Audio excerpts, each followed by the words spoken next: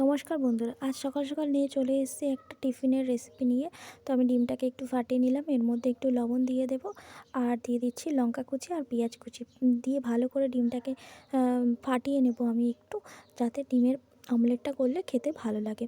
যত এটা ফাটাবেন তত ডিমের অমলেটটা খেতে ভালো লাগবে। তো তাওয়াতে আমি গরম করে নিয়েছি আর পাউরুটিগুলো সেঁকার জন্য দিয়ে দিয়েছি। পাউরুটিগুলো আমি একটু ভালো করে সেঁকে নেব আর একটু ব্রাউন ব্রাউন করে ভেজে নেব। তো আমি উল্টে দিচ্ছি পাউরুটিগুলোকে, এক পিঠ হয়ে গেছে তো আমি উল্টে দিচ্ছি।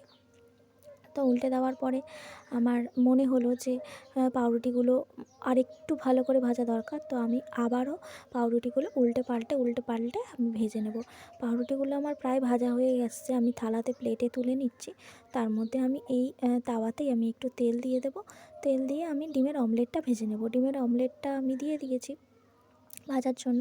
তো ডিমের অমলেটটা আমি ভালো করে ভেজে নেব। ডিমের অমলেটটা ভাজা হয়ে গেলে আমি এগুলোকে স্যান্ডউইচ তৈরি করব। তো ডিমের অমলেটটা দেখো আমরা উল্টে দিয়েছি। ডিমের অমলেটটা উল্টে দিয়েছি, ডিমটা ভাজা হয়ে যাচ্ছে। তো এর মধ্যেই আমি আরেকটা ডিম, আমি দুটো ডিম নিয়েছিলাম, আরেকটা ডিম আমি একটু সেদ্ধ করে নেব সেদ্ধ খাওয়ার জন্য। তার মধ্যে আমি পাউরুটিগুলোকে ভালো করে একটু সস মাখিয়ে দিচ্ছি। আপনারা একটু জ্যাম দিয়েও খেতে পারেন, জ্যাম দিয়ে মাখাতে পারেন। তারপরে আমি সব পাউরুটিগুলো মাখানো হয়ে গেছে আর আমি ডিমটাকেও কেটে নিচ্ছি। ডিমটা কেটে নিয়ে এর মধ্যে দিয়ে দিলাম। দিয়ে আমি দুটো শসা কুচি দেবো আর একটা পেঁয়াজ আর একটু লেবু ছড়িয়ে দেবো। দিয়ে আমি স্যান্ডউইচটা কেটে নেবো। এইভাবেই সবগুলো করে নেব।